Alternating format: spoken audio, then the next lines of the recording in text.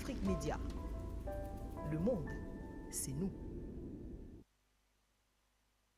Niger, France, CEDEAO, toujours sous le feu des projecteurs. Les militaires en place au Niger ont accusé samedi dernier Paris de déployer ses forces dans plusieurs pays ouest-africains en vue d'une agression. Pour ces militaires dont la France continue de déployer ses forces dans plusieurs pays de la CEDEAO dans le cadre des préparatifs d'une agression contre le Niger qu'elle envisage en collaboration avec cette organisation communautaire.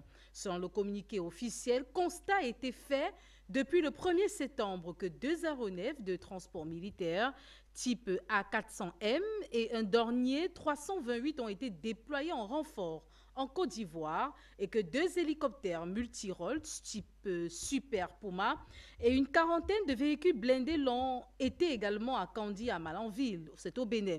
Le 7 septembre 2023, un navire militaire français a accosté à Cotonou avec à son bord du personnel et des moyens militaires. Les autorités en place au Niger ont fait également état d'une centaine de rotations d'avions militaires cargo ayant permis de débarquer d'importantes quantités de matériel et d'équipements de guerre au Sénégal, en Côte d'Ivoire et au Bénin, pour ne citer que ceci.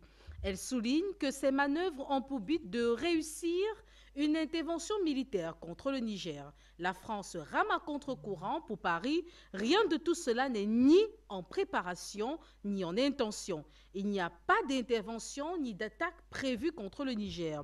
Le bateau au large de Cotonou pour Paris est donc le porte-hélicoptère amphibienne Mistral engagé dans l'opération Corembe qui a lieu chaque année dans le golfe du Guinée. Ceci pour assurer une mission de sécurité maritime en collaboration avec les pays riverains.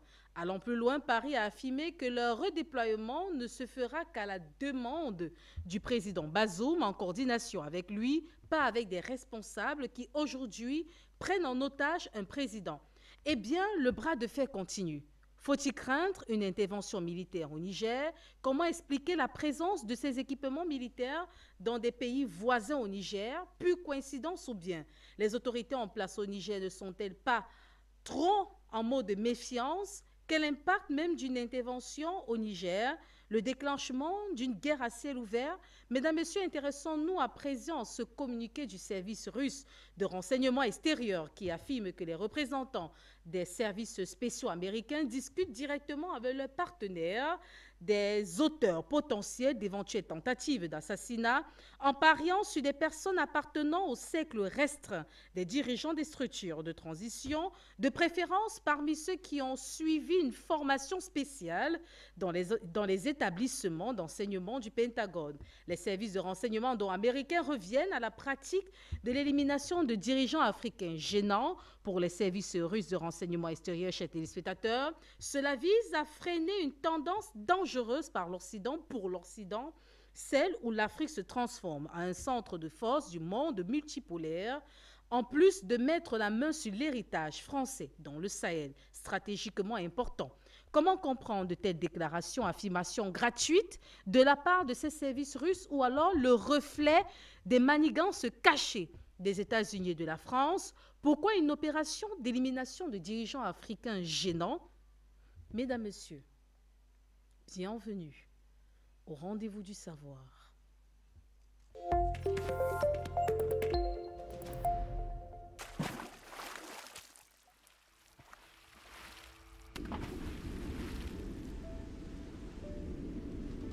Afrique Média. Le monde, c'est nous.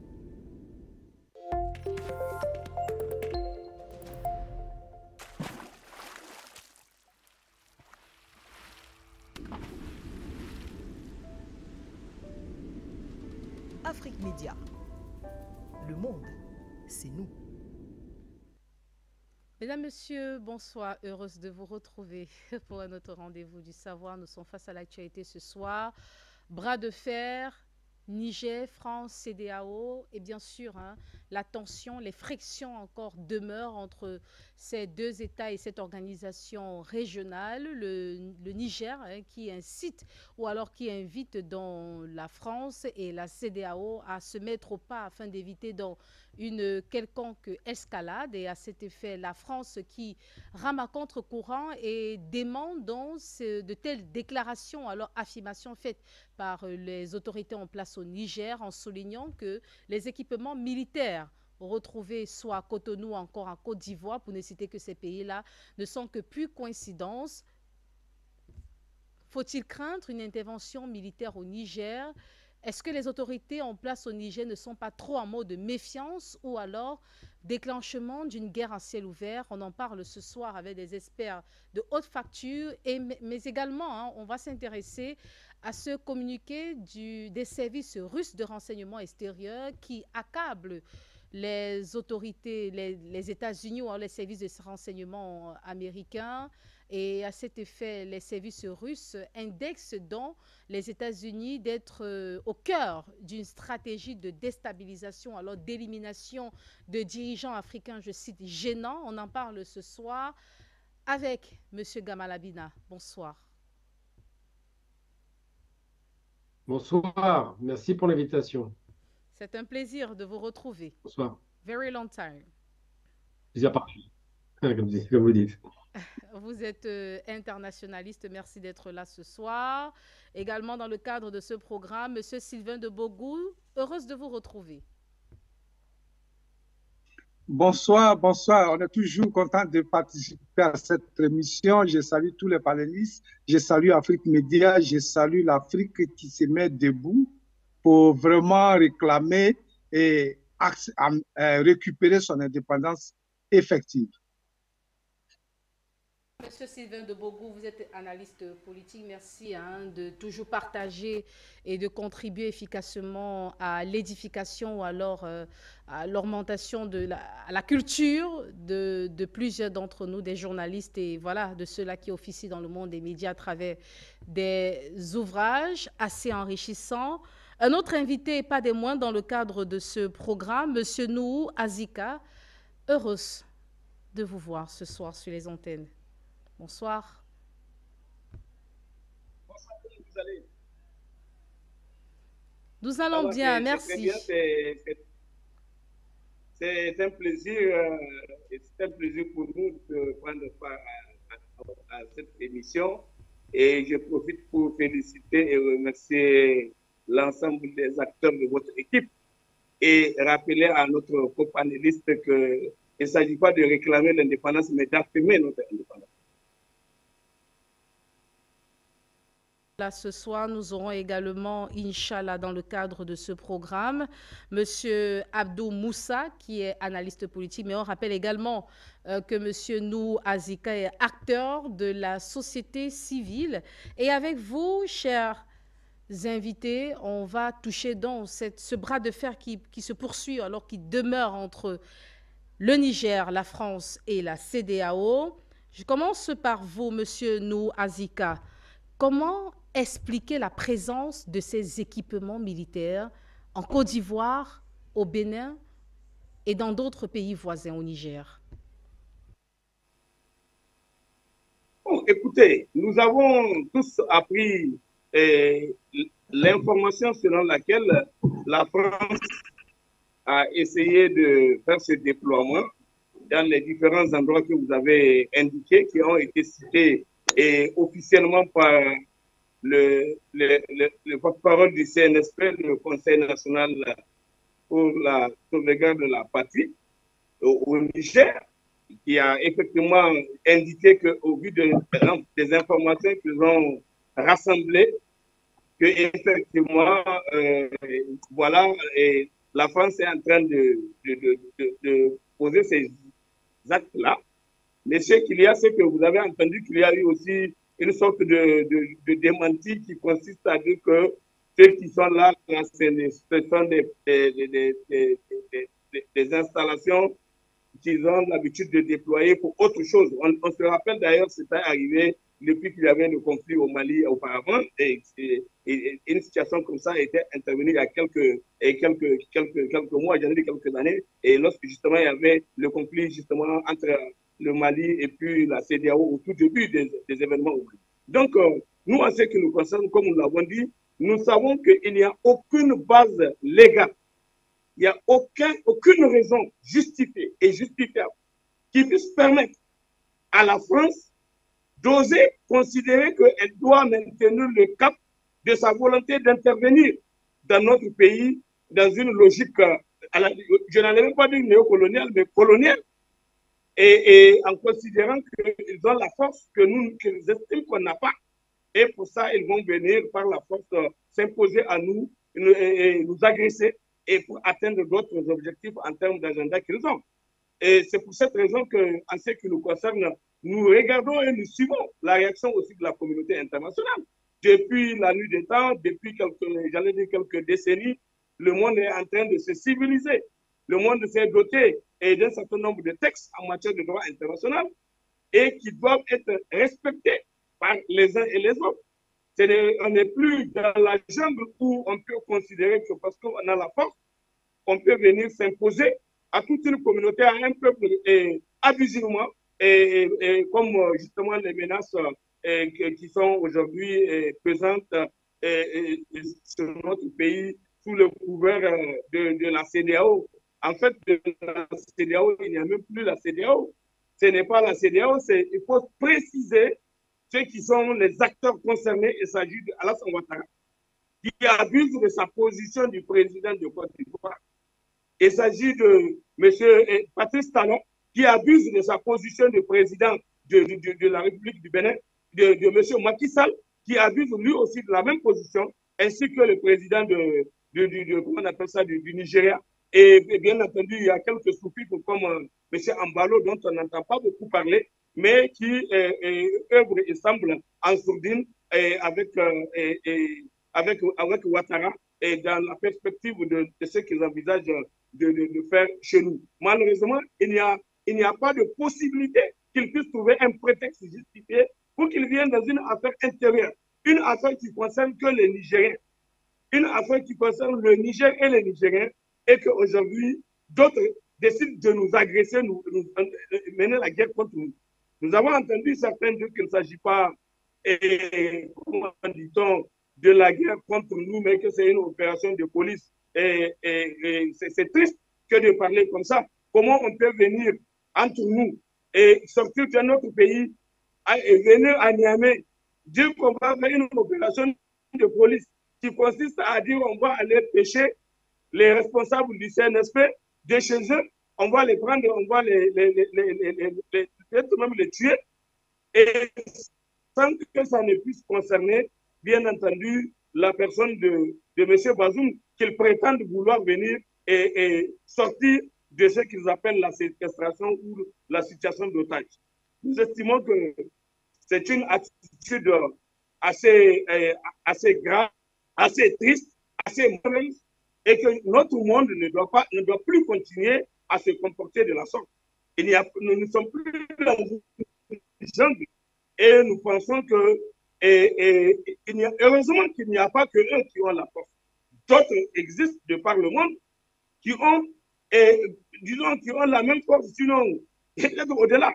Et je pense que c'est ça qu'aujourd'hui on va voir dans les prochains jours comment les choses vont se passer et comment ils vont mettre en œuvre leur plan. Nous avons entendu M. Macron dire qu'il ne reconnaît que M. Bazoum qui soit le président légitime du peuple nigérien avec qui il a signé des accords. C'est faux.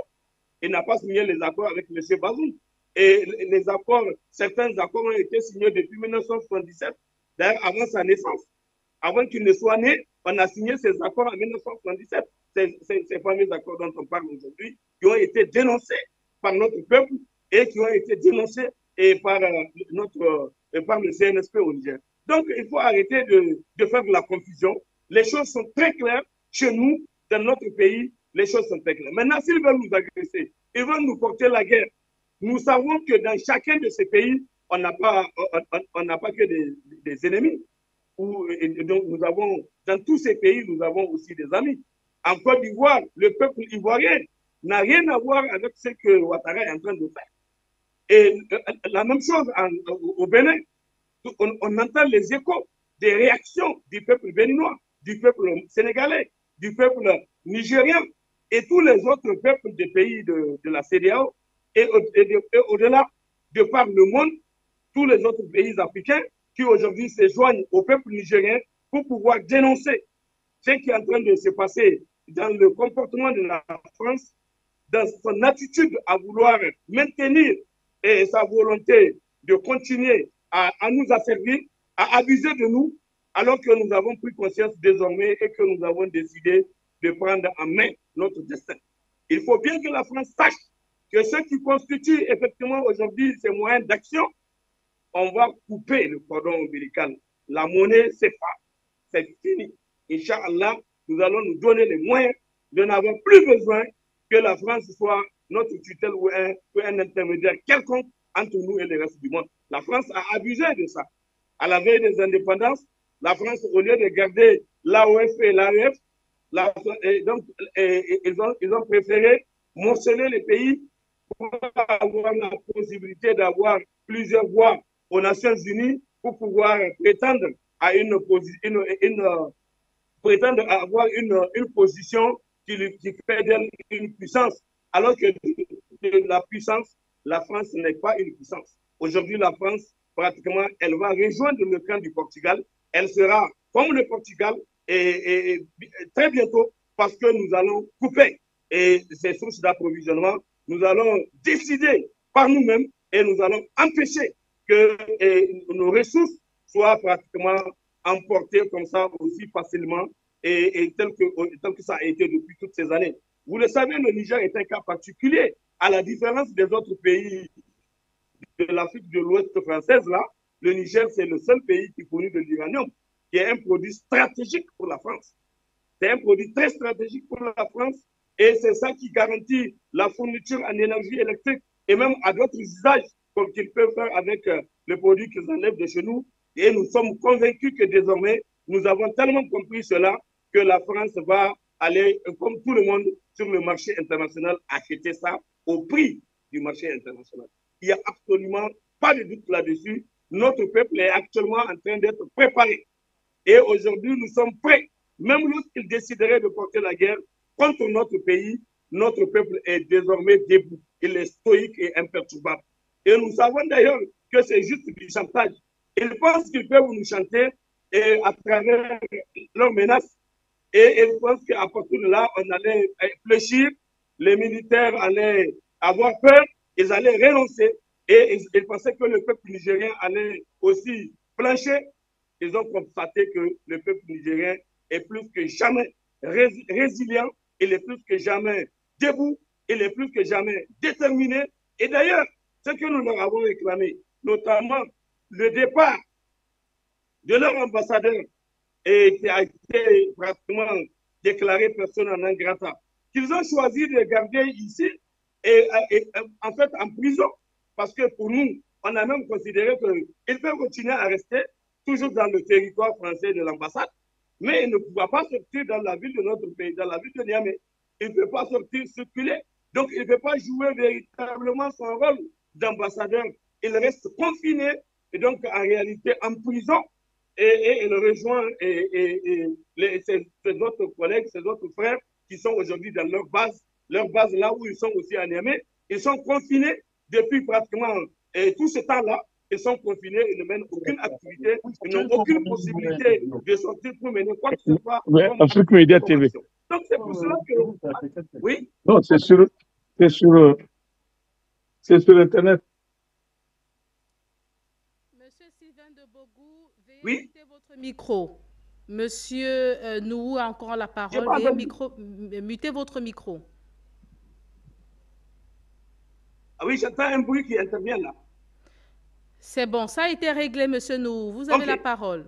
Vous chutez. Ok, très bien. Donc, je dis, à l'heure actuelle, et nous sommes convaincus que ce qui est en train de se passer, c'est plus eux qui sont en train de souffrir les décisions qu'ils sont venus à prendre. Si Macron refuse de laisser ses compatriotes rentrer chez eux, j'allais dire, et regagner la France, là où ils ne sont que confinés presque comme en prison, parce qu'ils n'arrivent plus à mener les activités pour lesquelles ils disent qu'ils sont là. Le GIT reste dans les 4 murs de l'ambassade. Et de l'autre côté, même en termes de mesures impopulaires qui ont été prises contre nous en termes d'embargo, nous savons que sur les frontières côté du Nigeria et côté du Bénin, c'est clair, ce n'est pas possible qu'ils puissent véritablement fermer les frontières. Les instructions ont été données, mais dans la pratique, aujourd'hui, on sent que les gens du Nigeria sont même plus préoccupés que nous, que les Nigériens, par rapport à cette situation d'embargo. On les entend, on les écoute, on entend tout ce qu'ils disent. De l'autre côté, au niveau du Bénin, c'est la même chose. Au niveau du Bénin, la mesure qui est prise, en fait, sanctionne plus le Bénin en tant que pays et le peuple béninois en tant que principale victime, parce que le port du Bénin est essentiellement utilisé, occupé par les Nigériens, par le transit via le Niger. Et c'est les Nigériens qui utilisent le port du Bénin, le port de Cotonou. Maintenant, ensuite, et surtout ce qui concerne la gestion du corridor qui fait pratiquement Cotonou-Manaville, on voit bien ce qui en souffre, c'est bien entendu la population du Bénin. Et donc, c'est pour ça que nous, en ce qui nous concerne, nous sommes convaincus que les peuples de ces États-là vont finir par se mobiliser et exiger de leurs faux dirigeants qui aujourd'hui travaillent plus en tant que sous-fifres de Macron que de travailler pour leur peuple.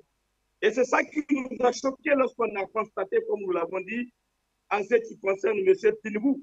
Tinibou qui était, juste après avoir été élu, avant même son investiture, il va aller verser l'image du Nigeria par terre en allant en France séjourner. Et sitôt à investir, il part en visite officielle encore en France pour rencontrer Macron, pour aller mijoter ce qu'on est en train de voir désormais. Et parce que c'est en fait ces micmacs-là qui ont rendu possible que tout de suite, on colle à M. Tinibou la présidence de la CEDEAO. Et alors même qu'on sait qu'il n'a pas encore l'expérience, il vient d'arriver à peine 2 mois à la tête de son pays et on décide de le charger d'une autre mission, celle d'être le président de la conférence des chefs d'État de la CEDEAO et le voir promettre qu'il va se battre contre tous les pays où il y a des militaires qui sont à la tête. Alors que c'est un rêve. Il sait qu'il ne pourra pas. C'est juste une façon de parler, une sorte de déclaration tapageuse et juste pour pouvoir amener les gens à être dans la position de considérer que peut-être avec lui, on peut compter sur grand-chose, c'est-à-dire la France. Mais nous sommes convaincus que le peuple du Nigeria est aujourd'hui debout et il nous a montré ça. Et il nous le témoigne tous les jours. Tous les jours, nous sommes en contact avec les citoyens du Nigeria de toutes les régions, de tous les États, et qui sont en train de nous témoigner de leur solidarité et dénoncer l'attitude et le comportement observé par Tinibou, qui a décidé de couper l'électricité à notre pays, alors qu'on a une convention qui lie nos deux pays et sur laquelle il n'a pas le droit de se comporter comme ça. Mais cela, ce n'est pas grave. Nous allons nous retrouver devant la justice et nous savons que le moment venu, la justice nous donnera raison et ils seront appelés à réparer le tort qu'ils ont commis au peuple nigérien et à la nation nigérienne. Comment expliquer donc cette présence d'équipements militaires? Est-ce une pure coïncidence ou alors les autorités en place au Niger sont trop en mode de méfiance? Monsieur Sylvain de Bogou, vous avez la parole. Mais bien sûr que nous sommes obligés merci. La parole à Monsieur Sylvain de Bogou, s'il vous plaît, Monsieur Noou. Monsieur Sylvain de Bogou a la parole. Ok, Oui. très bien. Voudriez-vous répéter la question, s'il vous plaît, comme il continuait? Je n'ai pas pu saisir la question. Alors, selon vous, ces aéronefs, ce personnel militaire ou alors ces équipements militaires sont juste une pure coïncidence dans ces États africains-là, dans ces pays voisins au Niger, ou alors les autorités au Niger ont raison même de qualifier cela d'une éventuelle préparation, des préparatifs à une éventuelle intervention militaire. Définitivement, selon les informations que nous avons à notre possession, toute cette descente militaire dans ces zones, c'est-à-dire dans ces pays d'à côté, ces pays avoisinant le Niger, c'est une préparation à une attaque contre le Niger. La Côte d'Ivoire, le Bénin et bien d'autres pays se préparent activement pour aller attaquer le Niger. Ce n'est pas une coïncidence. Ce n'est pas une préparation des armées locales de façon fortuite. Ce programme a été réellement ficelé par Paris et ses pays, c'est-à-dire et ses vassaux, pour aller attaquer leurs frères du Niger. Donc, les autorités du Niger ont pleinement raison de les dénoncer et de parler comme ils l'ont fait. Il ne faudrait pas que le peuple nigérien et les autres peuples africains en général restent muets et aveuglés par le discours endormant à solde de la France et qui, à tout moment, et coûte que coûte, veulent en découdre avec le Niger parce que c'est eux, ils tiennent leur pouvoir de Paris. Ils se disent, s'ils ne se mettent pas au pas de la chanson, au pas de la danse de Paris, les prochaines élections, ou bien à tout moment, cela peut leur arriver, on peut les chasser du pouvoir. Allons et autres sont en train de faire le travail sale de la France. La France utilise aujourd'hui une main noire pour aller assassiner des Noirs. C'est ce qu'il faut dire. Parce que la France pas sali son nom. On a vu que dans le temps au Rwanda, la France a été accusée ouvertement. En Côte d'Ivoire, avec le régime Gbagbo, la France de Sarkozy a été accusée directement.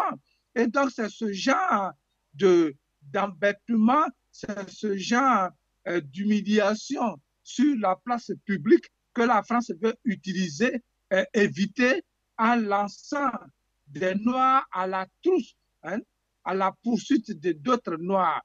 Et c'est ce que nous devons comprendre aujourd'hui. Dans les faits, les nouvelles nous parviennent chaque jour et nous les suivons. Donc, ils sont en train de s'entraîner. En Côte d'Ivoire aujourd'hui, ceux qui ont été sélectionnés par le pouvoir Alassane Dramane Ouattara s'entraînent avec le 43e BIMA qui est basé à côté de l'aéroport, un point stratégique à Abidjan, c'est-à-dire l'armée d'occupation, l'armée colonialiste de la France qui est basée en Côte d'Ivoire, entraîne aujourd'hui ceux qui sont sélectionnés pour aller tuer des Nigériens. Voici la réalité en Côte d'Ivoire. La même chose se passe au Bénin de Talon.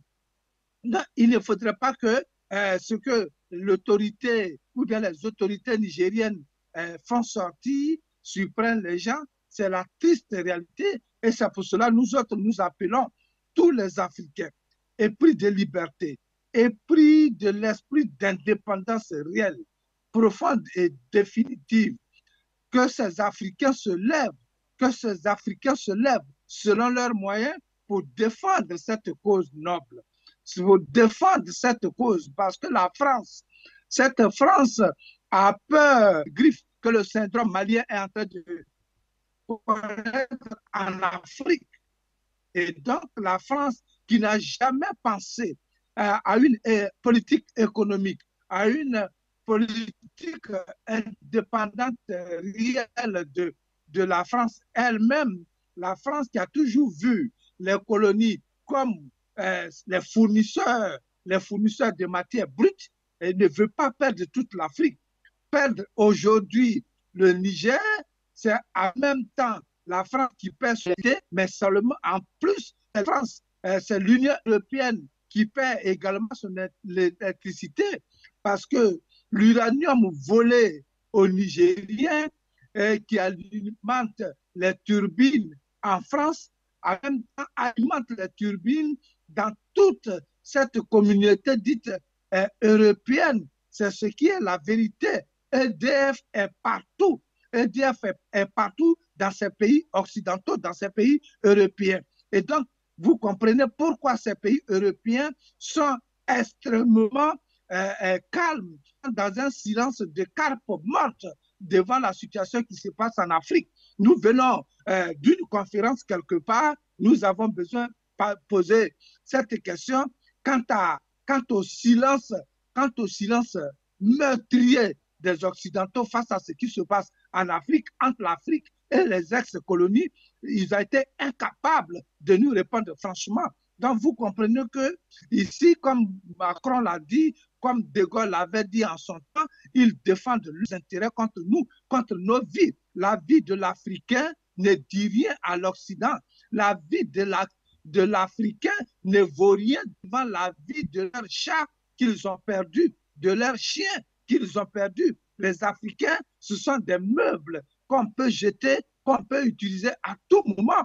Ce qui intéresse aujourd'hui, et depuis toujours, les Occidentaux, ce sont les Africains qui les intéressent. On a le cas du Congo, où il y a toujours la guerre qui a été oubliée, où il y a des femmes qui sont violentées, violées, des enfants qui sont assassinés, des villages qui disparaissent. C'est la même chose qui se passe aujourd'hui au Niger. C'est la même chose qui se passe en Côte d'Ivoire. Et donc, les Africains doivent se lever. Ce n'est pas une coïncidence, c'est une réalité, une triste réalité que nous devons combattre à tout moment, que nous devons dénoncer pour dire que la France et ses sbires à la Dramane Ouattara de Tinubu sont en train de commettre des crimes contre leurs frères, des crimes de guerre, des crimes contre l'humanité en acceptant, ne serait-ce qu'en acceptant de faire l'air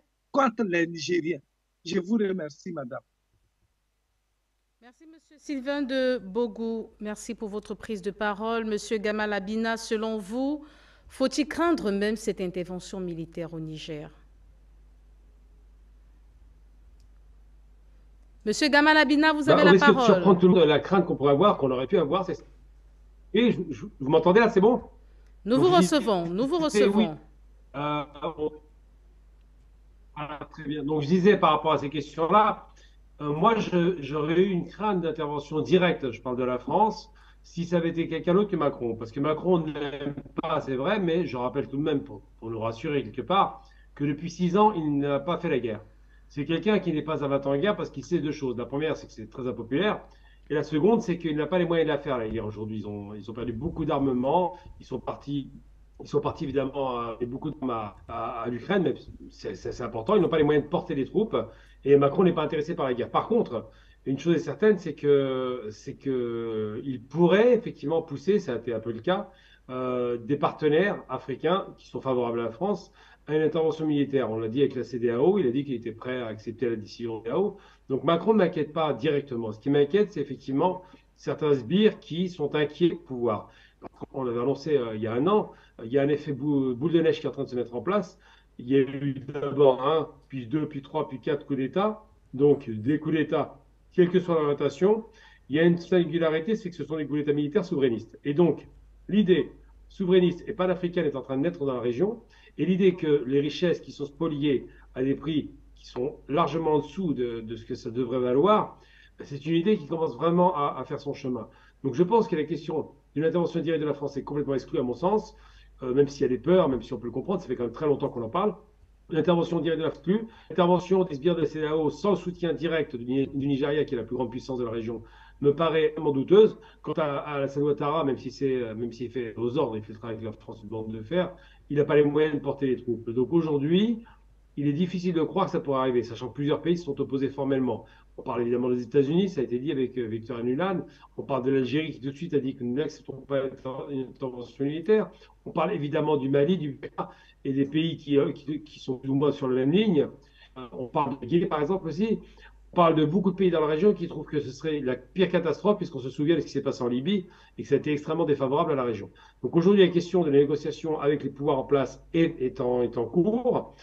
Le fait de passer à un autre type de pouvoir plutôt que des pouvoirs corrompus, c'est une réalité. Mais l'idée que la France puisse directement intervenir, comme elle l'a fait très souvent à l'époque à Kolwezi ou un peu partout, récemment jusqu'au Rwanda, non, ça je pense que c'est exclu. Monsieur Macron est un homme qui est pragmatique, il ne va pas prendre le risque de se dans une guerre, alors qu'il est déjà dans une tasse économique profonde, alors que l'inflation est galopante, alors que les crises se succèdent en France. Comment pourrait-il envoyer des troupes en guerre à l'étranger, alors que les Français déjà ont du mal à prendre protection? Donc j'y crois pas. Je pense qu'on doit être décisionné. Par contre, on peut s'inquiéter d'une action singulière, d'une action d'un fou qui voudrait tout simplement vouloir faire son intéressant, qui peut-être pourrait engager un processus, un cercle vicieux duquel il ne pourrait pas sortir. Mais même là, je reste très réservé parce que les forces militaires en place, à part évidemment le Nigeria qui est une immense force militaire parce qu'il y a de l'argent, les autres pays, c'est des forces très marginales avec une capacité aérienne quasiment nulle, avec une capacité au sol de porter les soldats quasiment inexistante. Et de toute façon, pour transporter les troupes, il faut passer par les territoires qui sont défavorables à la guerre. L'Algérie refuse évidemment, le Mali, le Burkina, la Guinée. Le Nigeria, il y avait une acceptation du président, mais le Parlement s'y est opposé. Donc c'est très compliqué d'entraîner dans une guerre sans fin ces pays. Je pense qu'ils ne prendront pas ce risque. Ils préféreraient une négociation, ce qu'ils sont en train de faire. Et les peurs qu'on peut entendre ça et là restent des peurs qu'on peut comprendre, mais qui me paraissent extrêmement peut-être excessives au regard de la situation. Donc il n'y a pas d'inquiétude à avoir d'une intervention directe néocoloniale de la France. Il y a des inquiétudes qui pourraient pousser des pays à agir. La vraie inquiétude qu'on peut avoir, c'est sur le plan économique, un blocus du Niger pour pousser les autorités locales à changer de pouvoir. Mais c'est réellement la seule inquiétude à avoir. C'est un pays qui est pauvre, c'est un pays qui subit, enfin qui est pauvre, qui a été appauvri en vérité, qui subit de plein fouet ce blocus. Mais encore une fois, il n'y a pas forcément que les pays mis aux frontières, donc le blocus peut être contourné comme c'était le cas du Mali. Donc j'attends peut-être des espoirs. J'espère effectivement qu'il n'y aura pas de dérapage, mais pour ma part, je pense qu'il est difficile de croire une intervention directe de la France, je ne crois pas du tout, sincèrement. Alors, monsieur Nouhou Azika, selon vous, quel impact même pourrait avoir une intervention militaire au Niger? Ah oui, effectivement, une intervention militaire.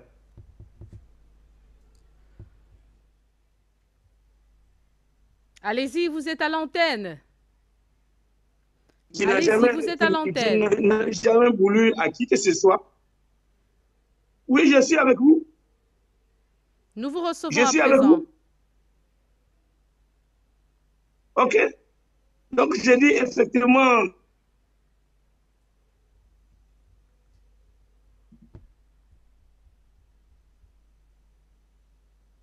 Allez-y, nous vous écoutons. Imaginez qu'on dit...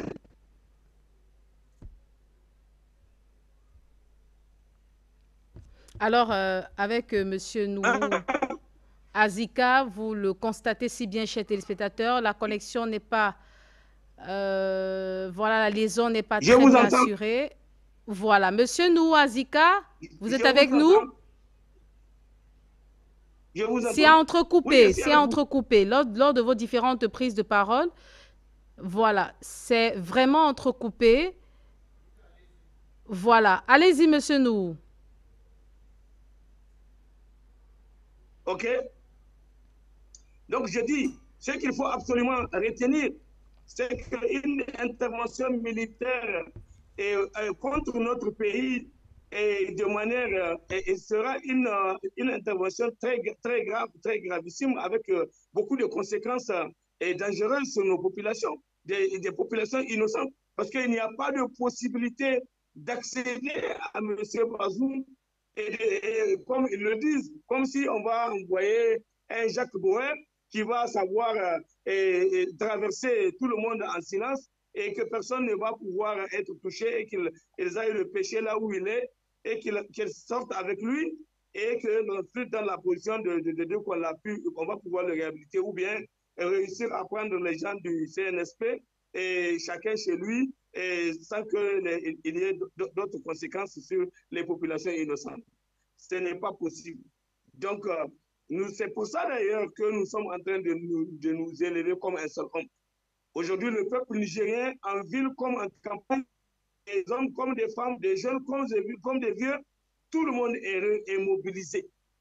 Est mobilisé pour réellement dénoncer cette menace gravissime de la France, parce qu'il s'agit de la France, y compris la position de la CEDEAO, est une position inspirée par la France. Et comme vous le dites, vous avez bien vu l'attitude d'invoque du président ivoirien, monsieur.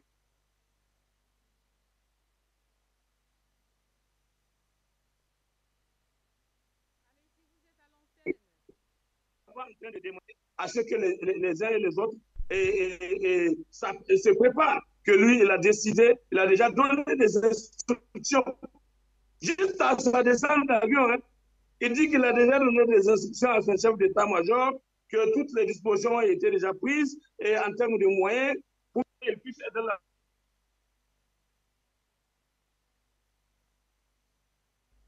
Alors, la liaison est définitivement interrompue avec M. Nouazika. Veuillez prendre encore de meilleures dispositions pour permettre aux téléspectateurs de pouvoir vous écouter et avoir plus d'informations, ou alors d'être enrichis par votre lecture, votre grille de lecture de cet impact, sur cette question de l'impact même de cette intervention militaire, d'une éventuelle intervention militaire du côté du Niger. La question, je vous la renvoie.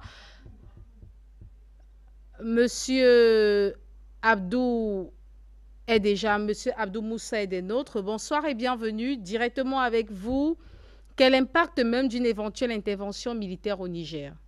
Le déclenchement d'une guerre à ciel ouvert ou bien? Bonsoir.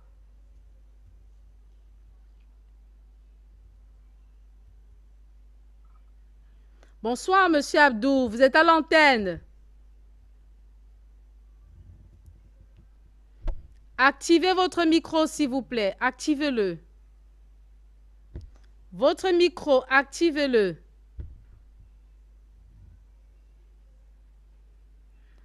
Le temps de permettre à monsieur Abdou, voilà, de bien se positionner, comme vous le constatez, pour qu'il puisse se positionner et intervenir également dans le cadre de ce programme face à l'actualité. La question, je vous la renvoie, monsieur Gamal Abina. Quel impact d'une éventuelle intervention militaire au Niger? Est-ce le déclenchement, j'y arrive, d'une guerre à ciel ouvert ou alors tout simplement un feu de paille, cette intervention militaire au Niger? Pas une intervention militaire, c'est simplement, oui, au Niger, ce serait d'abord une conflagration. C'est-à-dire qu'il y a 4 pays qui ont déjà dit qu'ils interviendraient. Ce serait très mal vu par la grande puissance du Nord, l'Algérie, parce qu'ils ont aussi des intérêts au Niger, et puis surtout, il y avait la volonté de faire passer le pipeline, le gazoduc, du Nigeria vers l'Algérie en passant par le Niger. Donc, il y a tout un tas d'applications géoéconomiques et géopolitiques dans la région. S'il devait y avoir une intervention militaire, on sait où on commence une guerre, on ne sait jamais où elle se termine. Elle serait, pour les autorités qui prendraient ce choix, extrêmement litigieuse et fâcheuse. Ensuite, qu'est-ce qui vous dirait, à la limite, imaginons une folie, le Nigeria veut attaquer. Si le Nigeria attaque, qu'est-ce qui lui garantit que ces généraux ne se retournent pas contre les dirigeants politiques? Qu'est-ce qui garantit Qu'est-ce qui lui garantit qu'ils ne vont pas finalement prendre exactement comme les autres pays, prendre le destin en main? Eh bien, la réalité, c'est que si cette intervention devait arriver, je n'y crois pas du tout, mais bon, imaginons-le, il y aurait des surprises qu'on n'attendrait pas. Qui se serait attendu à 4 coups d'État successifs? Personne. Qui se serait attendu à l'arrivée de la Russie dans la région? Personne. On se doutait bien qu'il y avait des tractations, mais là, ça s'est accéléré. Qui s'attend à des investissements massifs des Chinois? Personne. Il y a encore 20 ans, la Chine était inexistante en Afrique, c'était 10 milliards. Aujourd'hui, c'est 200 milliards d'échanges et d'investissements. Simplement pour dire que s'il devait y avoir un démarrage de conflit, ce serait un conflit pas forcément de très haute intensité, mais ce serait un conflit qui déstabiliserait les pays qui auraient l'initiative de le faire, parce que ce serait vu de la part des populations de tous les pays de la région comme une trahison. Je prends l'exemple du Niger et du Nigeria, c'est deux nations sœurs. Il y a beaucoup de familles qui se connaissent, d'un pays comme de l'autre, il n'y a quasiment pas de différence entre les deux nations. Et s'il devait y avoir un conflit, imaginez bien que ce serait extrêmement mal vécu au niveau des populations. Donc je ne crois pas à cela. La grosse puissance militaire, c'est le Nigeria. Ce n'est pas une super armée, mais c'est une armée bien équipée. Et le risque de s'attaquer à son petit frère, finalement, c'est un peu un petit frère, le Niger, serait un risque illimité. Donc le président l'a compris, n'a pas pris ce risque. D'autres présidents sont plus battants.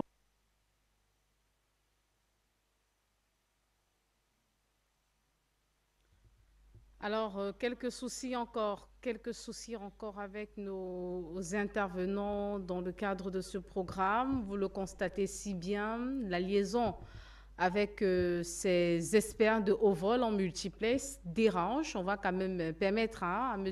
Sylvain de Bogou d'intervenir pour question de donner encore un peu de temps à ces autres intervenants de mieux se positionner pour assurer une bonne liaison avec nous. Monsieur Sylvain de Bogou, voilà, juste avant de remettre la parole à M. Sylvain de Bogou, chers téléspectateurs, retour sur cette déclaration du président français Emmanuel Macron au G20 en Inde. On se retrouve juste après.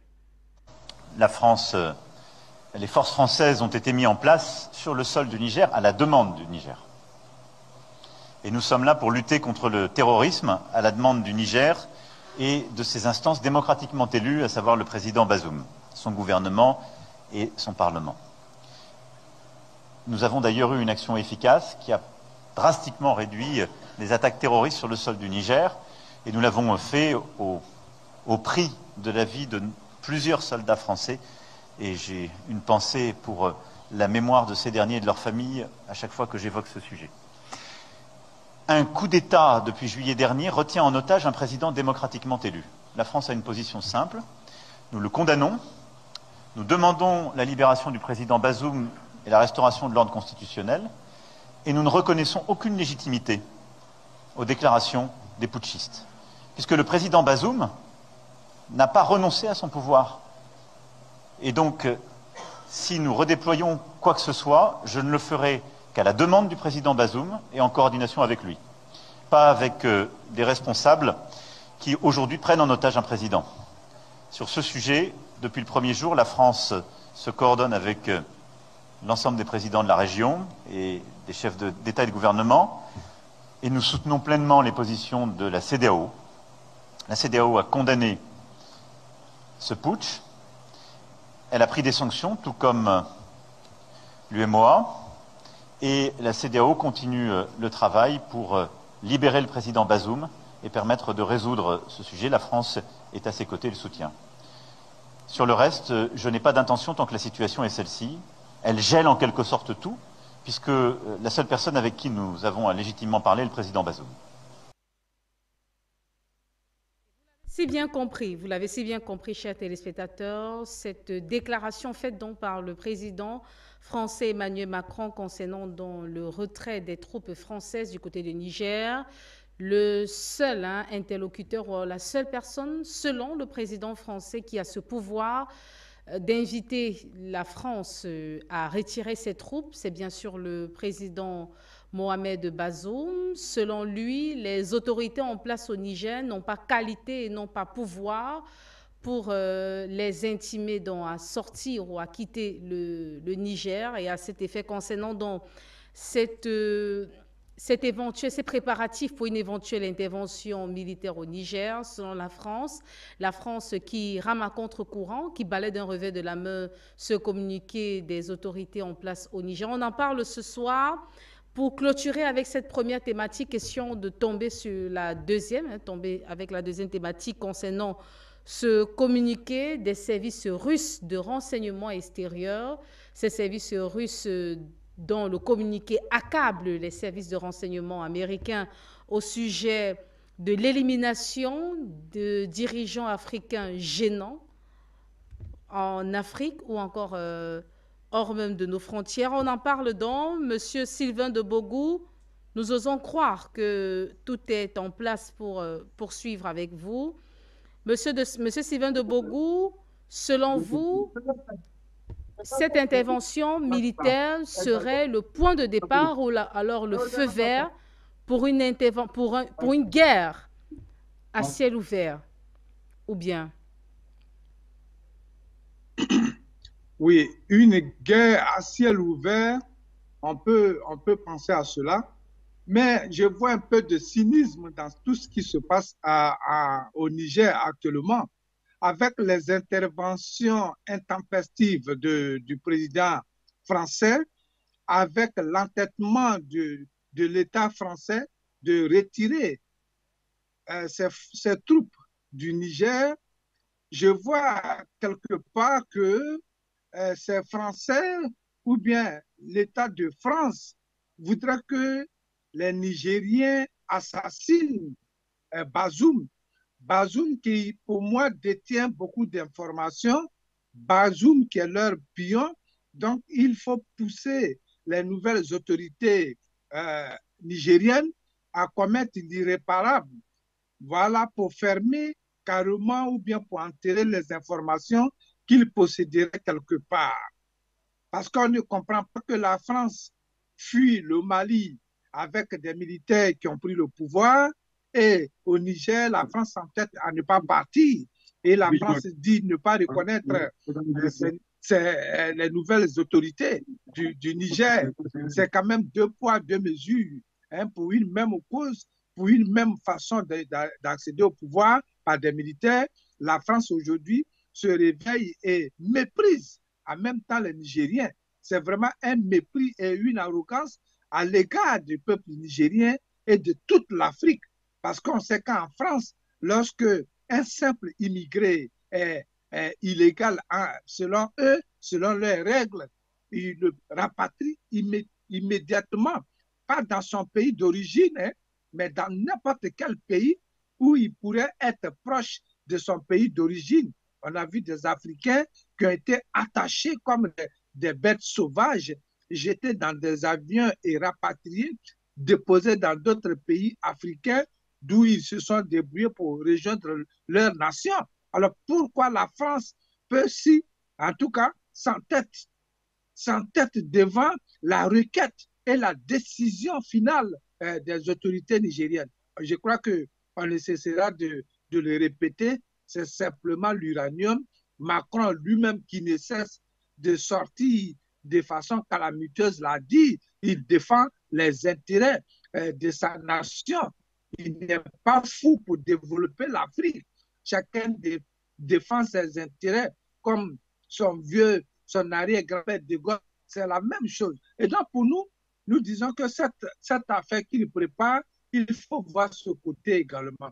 Il ne faut pas simplement voir le côté des guerres et oublier le côté où on voudra enterrer des informations que les autorités nigériennes seraient en train de retirer, hein, ou bien la bouche ou bien du nez de Bazoum. C'est cela. Ils veulent cacher beaucoup de choses. Ils veulent cacher des contrats léoniens que Bazoum a signés avec la France. Il voudra cacher, la France veut cacher cette affaire de libération des prisonniers qu'on envoie sur le terrain pour assassiner l'armée régulière, l'élément de l'armée régulière nigérienne. C'est cela qu'on veut aussi cacher au peuple africain et en particulier au peuple du Niger. C'est cela la France veut pousser la nouvelle autorité nigérienne à commettre ce que j'ai appelé tout à l'heure l'imparable et l'irréparable. Mais lorsqu'on parle de guerre, si une guerre à ciel ouvert s'ouvrait, se passait ou bien se produisait au Niger, il faut savoir que tous ces pays qui sont aujourd'hui surchauffés à blanc, je veux dire la Côte d'Ivoire, le Bénin, autres, regorgent de beaucoup de ressortissants nigériens qui ne sont pas forcément des binationaux, qui ont gardé leur nationalité, qui sont fiers d'appartenir à leur nation, même si nous parlons de panafricanisme, mais qui sont fiers d'appartenir à leur nation. Et donc, ces gens-là qui sont descendus dans ces pays pour travailler pour d'autres raisons, ne vont pas quand même regarder ces nations agresser leur terre-mère. C'est cela la réalité. Donc, il ne faudrait pas que côté oublie les effets collatéraux qui pourraient se passer sur leur propre territoire.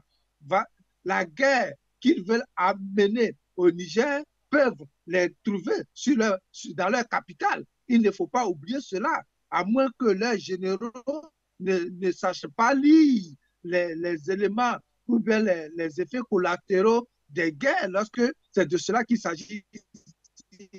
Donc, une guerre ouverte, une guerre à ciel ouvert, je ne pense pas non plus que les Nigériens vont s'asseoir comme des enfants, vont s'asseoir comme des victimes résignées et venir se faire assassiner. Non, ils vont se défendre. Et donc, il faut que ces présidents battent en guerre, se ressaisissent, se mettent ensemble pour libérer, en tout cas, son continent, pour libérer son sol du joug français en particulier et du joug des Américains et des autres Occidentaux. Monsieur Abdou Moussa, qui est des nôtres, bonsoir et bienvenue. Avec vous, nous entrons dans la deuxième thématique à l'ordre du jour ce soir. Nous parlons justement de ce communiqué des services de renseignement, des services russes de renseignement extérieur qui affirment donc que les représentants des services spéciaux américains discutent directement avec leurs partenaires des auteurs potentiels d'éventuelles tentatives d'assassinat en pariant sur des personnes appartenant à un cercle restreint de dirigeants, l'objectif étant d'éliminer ou alors mettre hors d'état de nuire certains dirigeants africains gênants. De prime abord, avec vous, Monsieur Abdou Moussa, comment comprendre de telles déclarations de la part des services russes de renseignement extérieur? Bonsoir à tous. Bonsoir Afrique Média. Désolé, je suis un peu pas en cours. Pour parler pour répondre à ce que je voudrais dire, c'est que les services secrets russes, tout le monde connaît leur capacité en termes d'information. Donc, c'est des services très sérieux qui ne peuvent pas s'amuser. Ils se sont décidés à faire déclaration, c'est justement pour nous alerter parce que effectivement les États-Unis et la France, en fait, c'est un M qui ne se divise faire la politique de façade pour vouloir châtier à mordre sans que nous prenions quoi que ce soit. Mais je prends très au sérieux ces déclarations des services russes et je pense que ce n'est pas tombé dans les oreilles de tous, nous citoyens panafricanistes, que nos dirigeants. Je pense que nous devrions nous mettre tous en alertement. Oh oui. Donc, je suis tout à fait d'accord parce que ce vent de panafricanisme-là, de panafricanisme qui souffle dans cette partie de l'Afrique francophone d'abord, c'est que ça ne va pas arranger aussi bien. Les États-Unis pourraient prendre de manière subtile des mesures tendant effectivement qui ont ces idées d'indépendance totale. Voilà. Allô? Merci, Monsieur Abdou Moussa. Avec vous, je poursuis. Selon vous,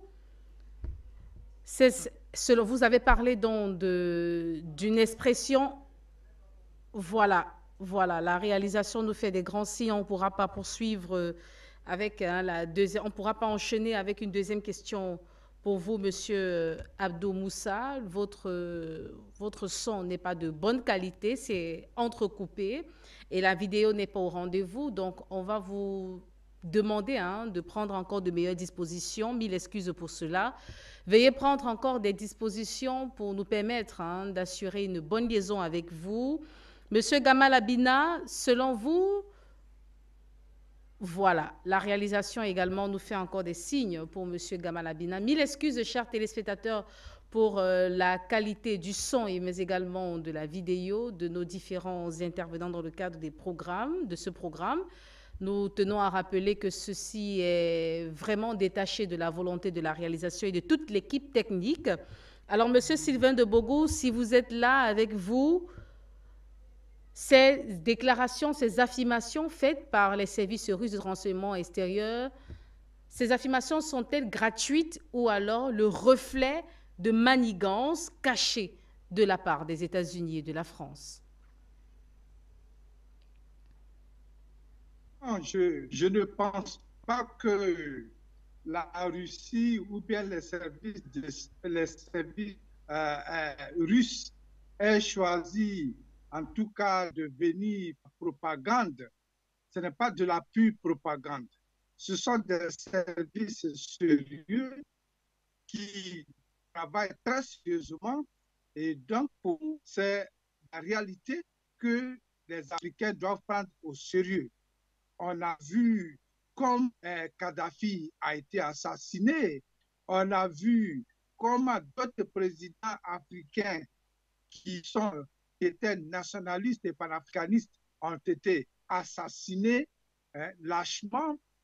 On a vu de façon frontale comment le président de France, Sarkozy, a ordonné au président Laurent Gbagbo de quitter le pouvoir. Il a intervenu. Et donc, pour nous, ce sont des renseignements, c'est une déclaration qu'il faut prendre au sérieux et prendre les dispositions qui vont vraiment protéger les dirigeants africains et les panafricanistes. Il ne faut pas lésigner là-dessus que les États-Unis aujourd'hui savent que là où la France perd le pied, c'est les États-Unis qui gagnent du terrain. On a vu comment les contrats ont été partagés en Irak et en Iran, et en Irak surtout du moins. On a vu comment ça se partage aujourd'hui chez Kadhafi.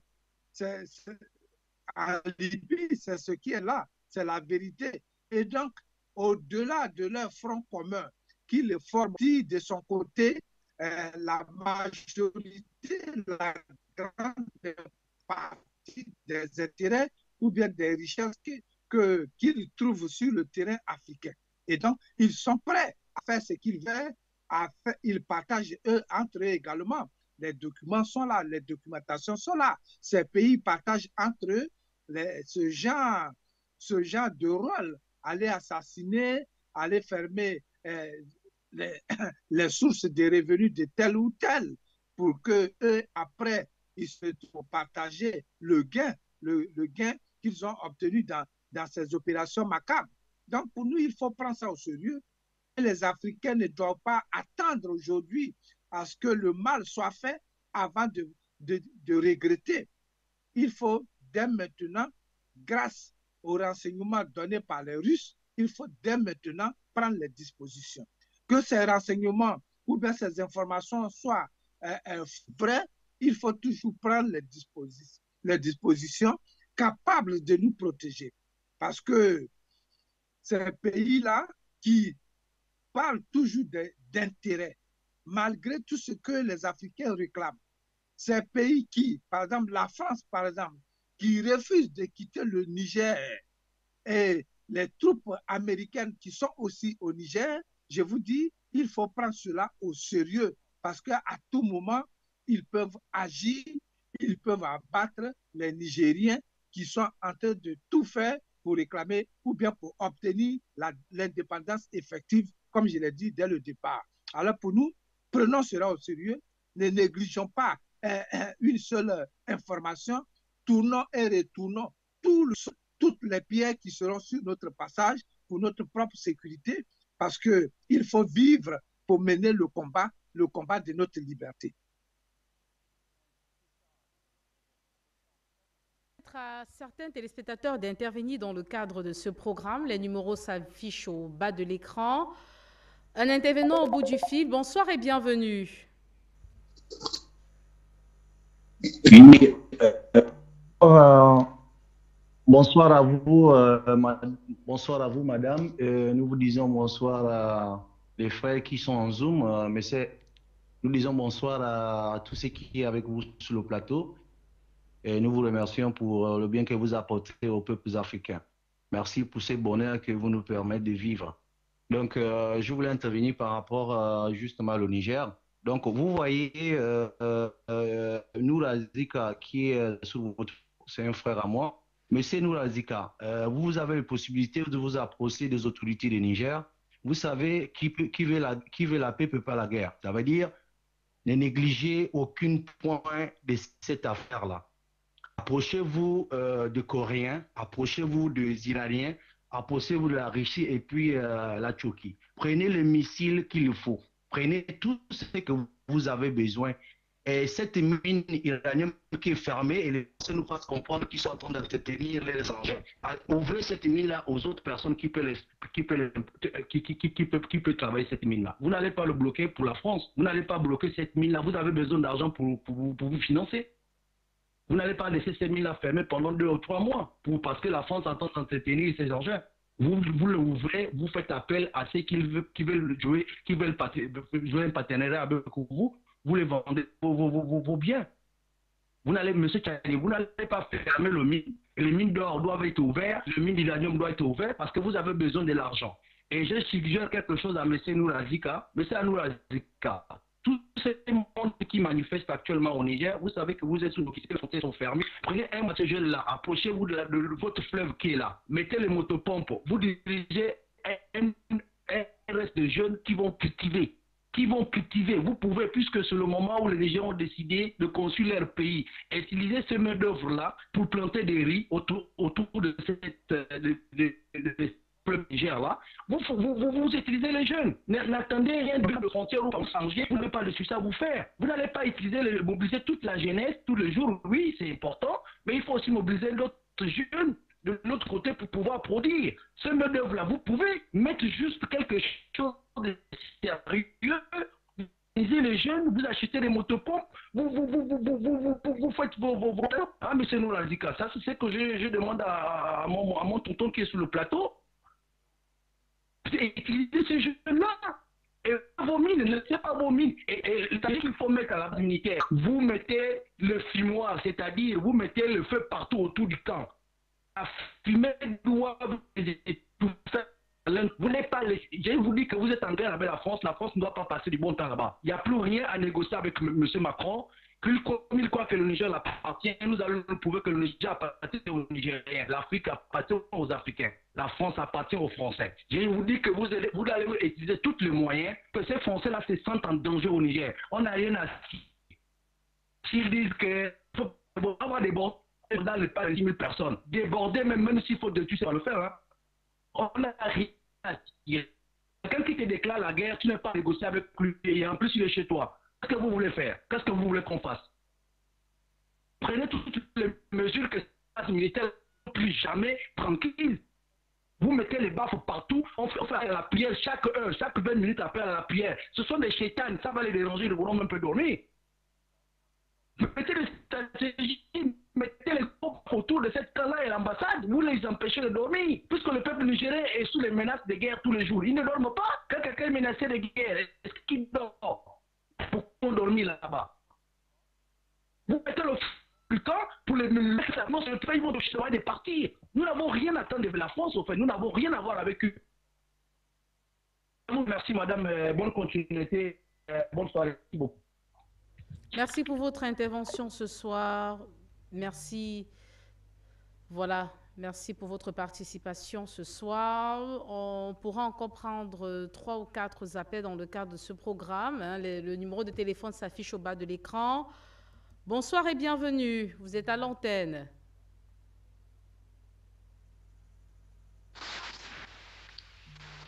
Allô? Allô, bonsoir. Vous êtes à l'antenne, monsieur. Allô? Bonsoir, madame. Comment vous allez? Très bien. Allô? Allô? Oui, allô, monsieur, bonsoir. Bienvenue sur Afrique Média. Vous êtes à l'antenne. Nous Allô? allons bien. Ok. Moi, le conseil que je donne aux forces armées, ils prennent puis c'est le président de tous ces cas. On les cloue, on les met en prison, on les arrête. Ce sont eux qui ont vendu le pays. Ce sont eux qui ont vendu le pays. Ouais, tout le gouvernement de Issouf, hein, jusqu'à Bazoum, les 12 ans de Issouf là et de Bazoum, on les arrête, on les arrête. Si c'est mort, on doit mourir ensemble. Il ne faut pas quoi. Et les gens qui ont voulu tout le pays, et nous faisons bloquer la gens, on les arrête, on les met tous en prison. Allô? Bonsoir. Allez-y. Nous vous écoutons.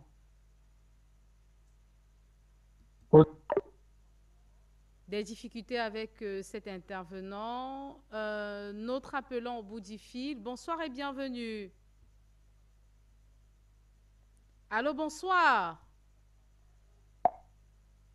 Bonsoir et bienvenue. Vous êtes à l'antenne.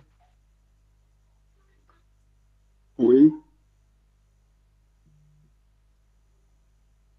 Oui, bonsoir, Madame Capet.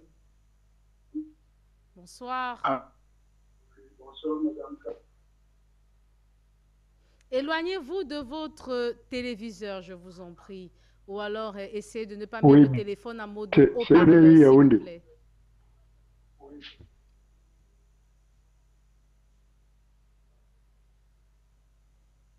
Allô?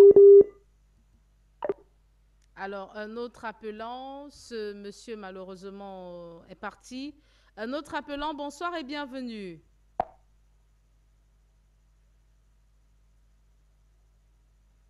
Bonsoir.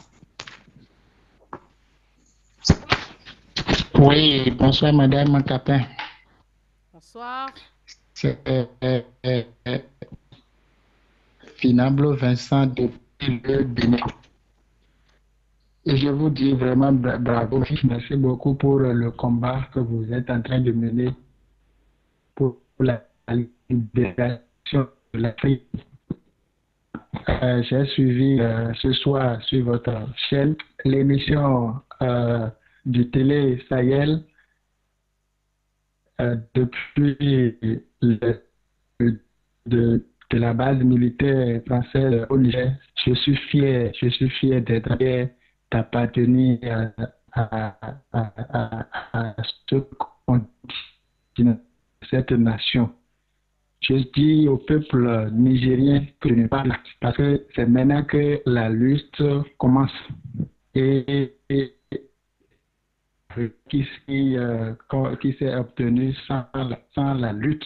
Et je l'ai dit, le vrai Dieu est avec nous, le vrai Dieu est avec le peuple nigérien, bien sûr, parce que vous-même, vous regardez ce qui se passe. La France ne peut pas imaginer un seul instant qu'un pays, soi-disant, un pays que même on classe parmi les derniers pays qui sont pauvres,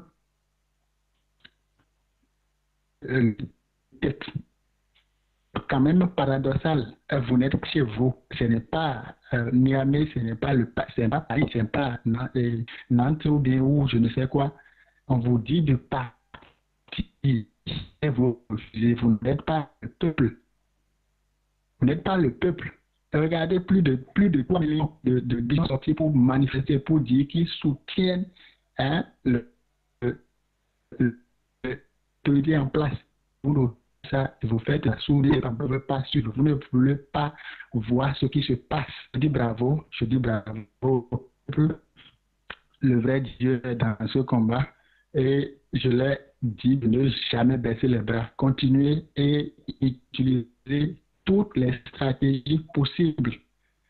Les autorités doivent très rapidement nouer des liens avec la Russie, bien sûr, sur le plan militaire pour la sécurité. Et je rappelle également au peuple nigérien, le peuple béninois est derrière eux. Il n'y a aucun c'est-à-dire nous savons que nous avons des frères qui sont de l'autre côté, nous avons des frères qui sont dans notre pays, ils vivent très bien. Et on collabore, on parle. Mais pour quelle raison maintenant nous allons, on va dire que le Bénin est allé attaquer un peu près. Donc, ce serait inadmissible. Je leur dis que le peuple, il y a une décision qui a été prise, cette décision de la CEDEAO qui a été prise. Donc, merci beaucoup, madame, et je dis bravo, que la lutte continue. Donc, c'est M. Yepé Vinamblo Vincent depuis le Bénin. Vive le Niger libre, vive mon continent que j'aime beaucoup. Mon prochain voyage, peut-être, ce serait au Mali. Donc, merci à vous, madame Capin, que le vrai Dieu continue de nous assister, de nous supporter pour la libération totale de l'Afrique. Vive mon Afrique libre. Merci.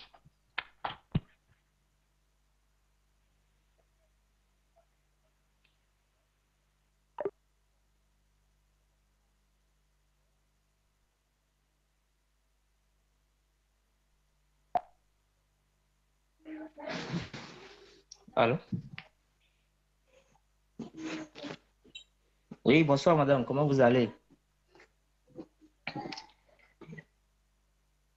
Ok, je vous appelle du Bénin, ici c'est Gildas. Nous sommes en train de soutenir à pied ferme les autorités nigériennes et demandons au peuple nigérien d'être sur ceux qui vivent. Un conseil pour la gente dit d'être prêt et de garder le président Bazoum. Parce que là où il est là actuellement, c'est un espion de la France. Et la France est en train de pousser de telle sorte que on l'assassine pour que les révélations ne sortent pas de sa bouche.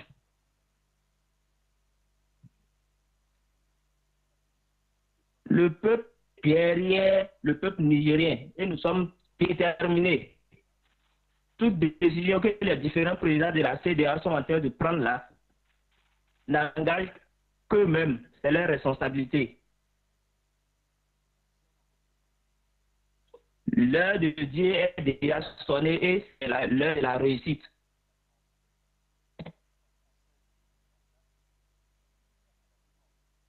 Nous vous remercions et bonne soirée, bonne suite de l'émission à vous.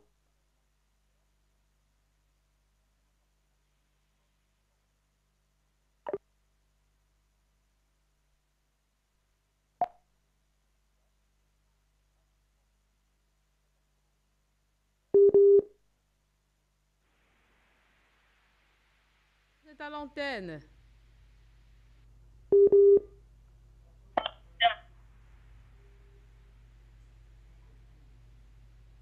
Allô? Bonsoir.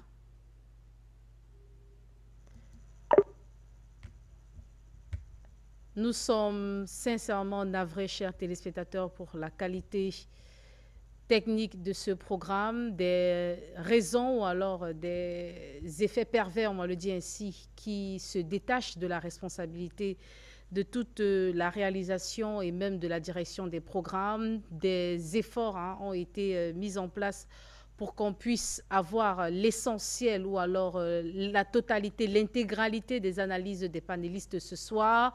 Mais fort malheureusement, des soucis de liaison, de connexion du côté de ces différents intervenants. Nous vous prions d'accepter ces excuses de notre part et nous vous proposerons dans le cadre d'un autre rendez-vous du savoir une émission assez fluide et limpide pour vous permettre également, voilà, de toujours rester scotché sur Afrique Média. Vous le savez si bien, le combat continue sur Afrique Média, libération totale de l'Afrique, éveil considérable des consciences. Ces deux thématiques, à coup sûr, demain seront encore davantage développées avec d'autres experts de haut vol pour vous permettre d'être toujours au parfum de l'actualité, mais surtout avoir la bonne et la vraie information. Car vous, chers téléspectateurs, vous avez ce droit à l'information. Au revoir.